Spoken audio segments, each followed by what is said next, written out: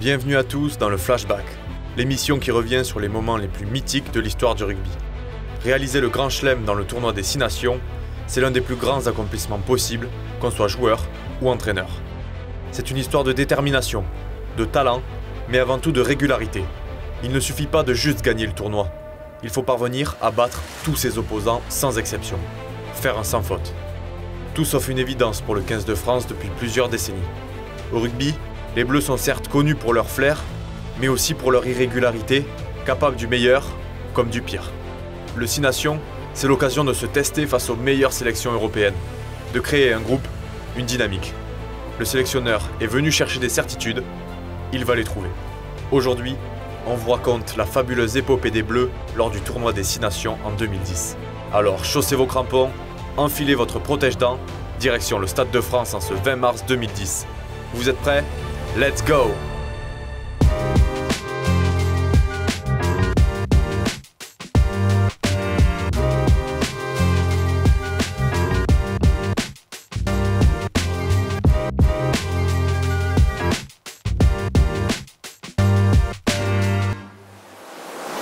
C'est dans un Stade de France chauffé à blanc, ou plutôt à bleu-blanc-rouge, que sont jetés les joueurs de l'équipe de France et d'Angleterre.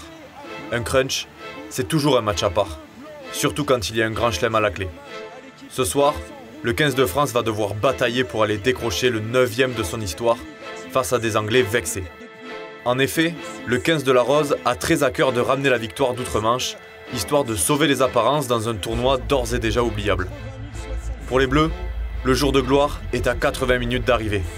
La hauteur de l'événement prend toute sa substance pendant les hymnes.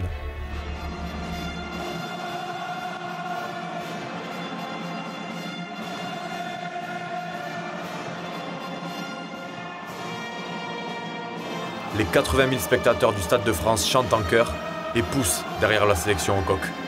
Les regards des hommes de Marc Lièvremont fixent tous le même objectif, le Grand Chelem. Oh, quelle magnifique Marseillaise, beaucoup de détermination, vous l'avez vu. Ils savent tout le chemin parcouru pour en arriver là, les épreuves traversées, fondatrices d'un groupe soudé. Avant le tournoi, les Bleus ne sont pas favoris. Ils restent sur une médiocre 3e place aux 6 nations 2009 et se coltinent une image d'équipe talentueuse, mais trop irrégulière. Cette fois, les coqs français veulent prouver qu'ils comptent parmi les grandes nations d'Europe, et pour cela, il faut battre les meilleurs.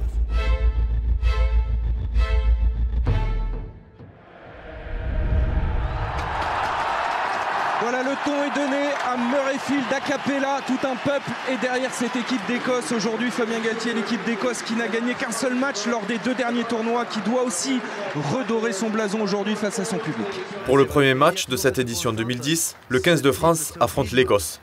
L'occasion d'entendre le magnifique Flower of Scotland résonner à Murrayfield.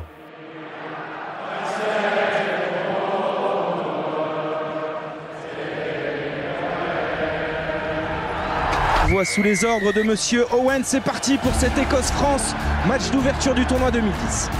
Malgré la rapide ouverture du score des Écossais, les Bleus réagissent en s'appuyant sur un de leurs grands points forts, la mêlée. Dominateurs, les Français se créent des ouvertures. Mathieu Bastaro en profite pour inscrire son premier essai sous la tunique tricolore. Il y a du monde sur les extérieurs et l'essai comme un symbole de Mathieu Bastaro pour son retour. Le premier essai de Mathieu Bastaro en équipe de France, il fait du bien et les supporters sont contents ici à Murrayfield. Une belle revanche pour Bastaroquette, suspendu fin 2009 pour cette affaire de fausses accusations d'agression lors d'une tournée en Nouvelle-Zélande. Morgan Parra loupe l'occasion d'aggraver le score, simplement le temps d'ajuster la mire. Quelques minutes plus tard, le Clermontois transforme sa première pénalité du tournoi avant que Monsieur 100% Chris Patterson ne lui réponde. 6-8 pour la France. Le 15 du Chardon monopolise le ballon, mais les Bleus se montrent dangereux quand ils accélèrent. Avant la mi-temps, les 3/4 français mènent l'offensive. Mathieu Bastaro, encore lui, trompe la défense écossaise d'une feinte de passe avant d'aplatir dans l'embut. On l'a trouvé. Pour Emmanuel Arinardo qui a pu décaler maintenant Mathieu Bastaro qui met les cannes. Mathieu Bastaro qui va les défier. Oh, le doublé! Le doublé feinte de passe, quel numéro de Bastaroquette! Essai, immédiatement transformé par Morgan Parra. Murrayfield ne se réveillera plus. Dans un silence de cathédrale, la deuxième mi-temps s'écoule et se termine sur une victoire française 18-9. La machine est lancée.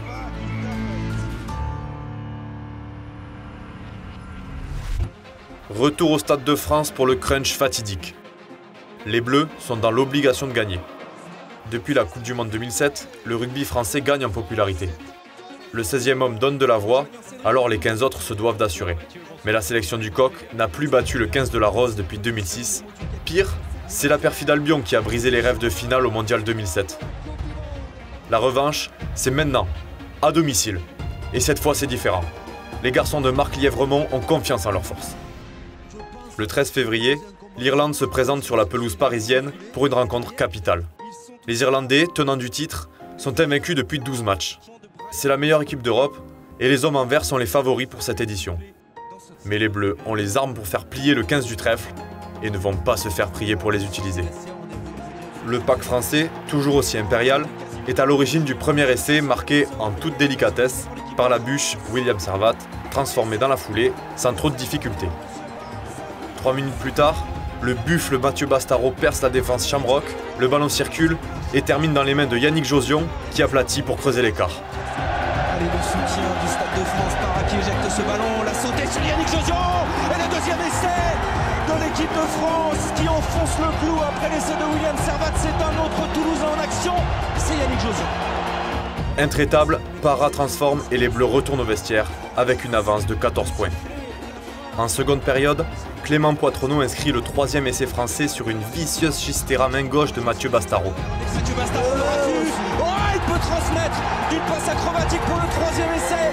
Signé Clément Poitronneau, l'équipe de France en démonstration aujourd'hui à Saint-Denis. L'incontournable demi de mêlée Morgan Parra transforme et enchaîne avec un drop lointain. Parra qui tente le drop en état de grâce, Morgan Parra. Oh, ça passe entre les barres. 27-3, les Bleus prennent le large. Malgré un sursaut d'orgueil irlandais, le 15 de France domine la fin de la rencontre de la tête et des épaules et s'impose 33-10. Les tricolores tiennent leur match référence.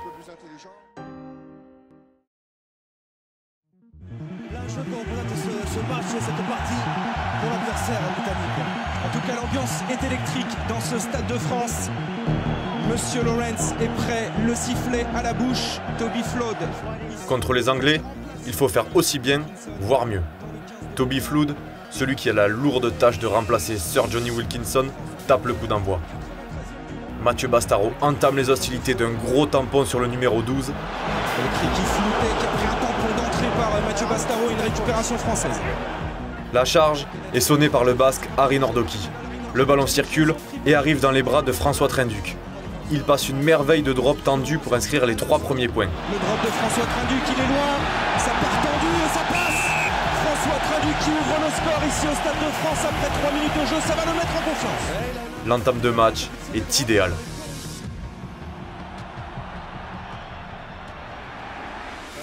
Une entame de match idéale à l'image de celle des Bleus contre le Pays de Galles.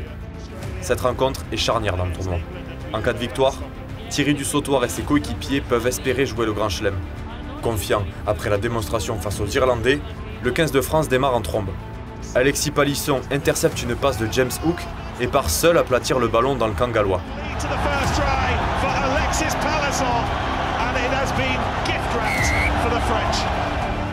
Chirurgical, Morgan Parra transforme l'essai, puis passe une pénalité avant de transformer le 2e essai français. Trinduc, en renard, intercepte la passe de Shane Williams, jongle avec le ballon et s'offre un boulevard vers le camp adverse. C'est le numéro 11 gallois qui commet l'erreur le jour de son 33e anniversaire. L'arbitre sud-africain renvoie tout le monde au vestiaire, 20-0 pour la France. En seconde période, le 15 du Poireau se réveille et bouscule les Bleus.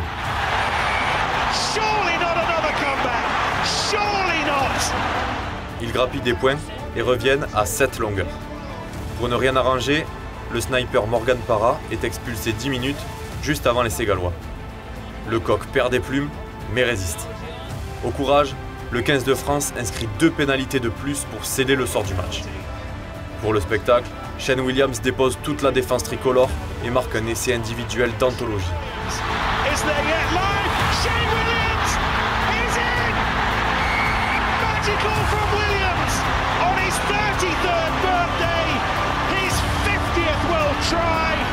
L'ailier sorcier rattrape la bourde commise en première mi-temps et s'offre au passage son 50e essai en sélection. Heureusement, sans conséquence pour les Bleus. Le match suivant contre l'Italie tourne vite à la démonstration. Une large victoire permet aux Bleus de se mettre en confiance avant le choc contre les Anglais. Taras spotting the gap, beautiful running by the Clermont man. In support, Arinodiki. First try of the game then goes to France. Took beautiful pass. David Marty from Perpignan, carving open the defence. Arinodiki gets the pass out wide. It's Marty's second in his first half. Lovely running again in the middle of the field. It's Marc-Andre. The young right winger with his first international score. Loading brilliantly. Josian skips through the tackle. Yes, and just gets there. Hands it off. It's Lapandry. He also getting his first international try, Alex Lapandry. Nous revoilà dans la nuit parisienne pour le crunch au sommet. François Trenduc vient d'ouvrir le score, mais sur le renvoi, les Anglais réagissent sans perdre de temps. En exploitant toute la largeur, ils s'ouvrent un espace sur l'aile gauche, Ben Foden surgit et refroidit le Stade de France. Sur la ligne de 22 mètres, cette action anglaise, attention, on a bien lancé Ben Foden pour le premier essai. Coup de frais, Stade de France, c'est l'arrière de Northampton. Ben Foden qui inscrit l'essai, les Anglais tirent les premiers. Coup de massue sur les tricolores, menés au score pour la première fois du tournoi. La perfide Albion secoue les Bleus dans l'entame. Sur une action à la française, ils sont même à une main de faire complètement basculer la rencontre. Mais le 15 de France laisse passer l'orage. Ils reviennent dans le match à la force du collectif, transportés par 80 000 spectateurs en communion. Le capitaine du sautoir obtient une pénalité lointaine. Morgan Parra se prépare. Il tourne à 80% de réussite depuis le début du tournoi. Il tape, c'est raté. Alors la France se recentre sur ce qu'elle sait faire de mieux, détruire. La mêlée tricolore ne laisse aucun cadeau au 15 de la Rose. Les fautes s'enchaînent. Cette fois, le buteur clermontois ne laisse pas passer sa chance. 3 pénalités, 3 transformés. Et voilà que sous une pluie battante, la France sort enfin la tête de l'eau. 12-7, les Bleus remportent une bataille, mais pas la guerre. En seconde période, les Anglais apportent directement le danger dans le camp adverse. Mais les Français, pragmatiques et disciplinés, cadenassent leur moitié de terrain. Ils le savent, les vagues blanches vont déferler, le barrage bleu doit tenir. La France se fait très peur sur un lob du numéro 11 anglais Chris Ashton. Clément Poitronneau s'arrache et évite le pire. C'est la course que ça va se jouer avec Clément Poitronneau. Bien vu Clément, bien vu. Il a tapé trop tôt, Ashton. Heureusement qu'il a tapé trop tôt.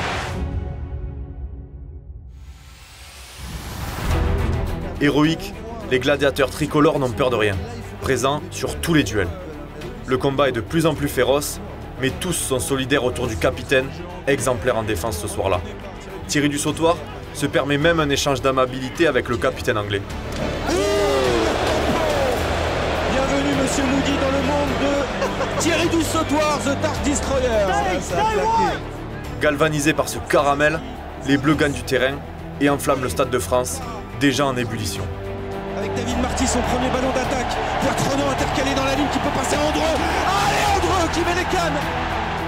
À l'heure de jeu, le 15 de la Rose porte la dernière estocade. Ce crunch, les Anglais sont à l'attaque. Oh, attention, il a pris le trou là, Coteau. Pris encore une fois par Clément Poitronneau. Le danger maintenant dans les 22 mètres de l'équipe de France. Marc Cueto foudroie le rideau défensif tricolore, mais un en avant anglais annule l'offensive. Les dernières minutes sont étouffantes. Surtout quand la légende Johnny Wilkinson entre sur la pelouse. Ce même Wilkinson, qui d'une pénalité, permet aux Anglais de revenir à 2 points. Et regardez, un grand joueur est toujours là. Lors des grands matchs, ça passe. Et l'Angleterre revient à 2 points, 12 à 10, 13 minutes à jouer. Aïe aïe aïe. Mais quel spectacle. Quel spectacle. Le 15 de France sent dans son cou le souffle chaud venu d'outre-Manche. Il ne faut pas faiblir. Il ne faut pas laisser s'échapper ce grand chelem. La Marseillaise retentit dans les travées du Stade de France. Le public pousse derrière les 15 guerriers tricolores. Les mêlées s'enchaînent. La tension ne redescend pas. La dernière occasion est anglaise. Julien Bonner peut-être, Julien Pierre. Le ballon est pour les Anglais. Kerr avec Nick Easter, on va jouer au large. Wilkinson maintenant pour Toby Flood. Flood pour Foden. On n'a pas avancé, il faut mettre les barbets. Ballon récupéré par Yannick Joseph. Voilà, on touche maintenant. Voilà, on touche. Allez Morgan, dégage-nous tout ça. C'est fini, c'est fini. On se calme. Le match est terminé, voilà, on sent le ballon. Ça va exploser dans quelques secondes. Le dégagement de Morgan Parra, c'est fait. La France succède à l'Irlande et remporte son deuxième grand chelem. Au terme d'un match incroyable, une intensité féroce, une guerre de tranchées comme à chaque France-Angleterre. Les Anglais gagnent tout, mais parfois on les bat. Jean-Pierre Rive l'a dit, les Français l'ont fait. Ça y est, enfin. Après 80 minutes d'un combat sans merci, les Français gagnent à l'anglaise. Éblouissants tout au long de la compétition, les Bleus se sont fait très peur face à cette équipe de la Rose très entreprenante.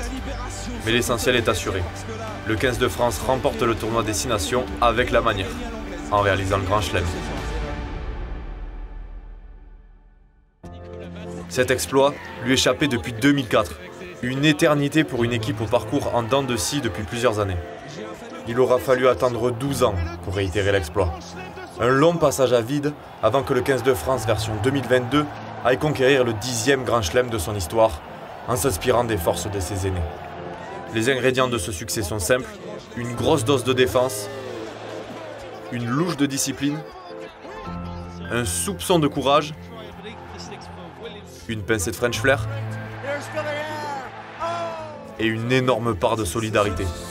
Mélangez le tout et vous obtiendrez un groupe taillé pour la gagne. L'ancien capitaine et entraîneur des Bleus, Jacques Furoux, disait « Remporter un tournoi, c'est fonder une nouvelle famille ».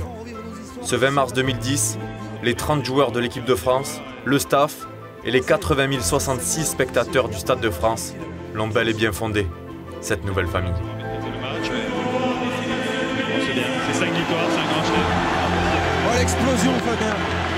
Cédric, on vous coupe avec Marc, mais regardez cette image, elle est belle, on l'attendait depuis 2004, c'était déjà contre les Anglais ici au Stade de France après un match en prime time.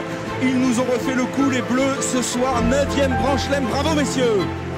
Quand tu chantes la Marseillaise en écoutant ce que tu es en train de chanter, ça me donne envie d'aller dans l'arène avec mes coéquipiers. Donc c'est vrai que ce moment-là où j'arrive le dernier, j'ai tous mes coéquipiers qui sont derrière le panneau, champion 2010, et je prends la coupe en main et que je la souhaite, ça c'est magnifique, c'est un grand souvenir.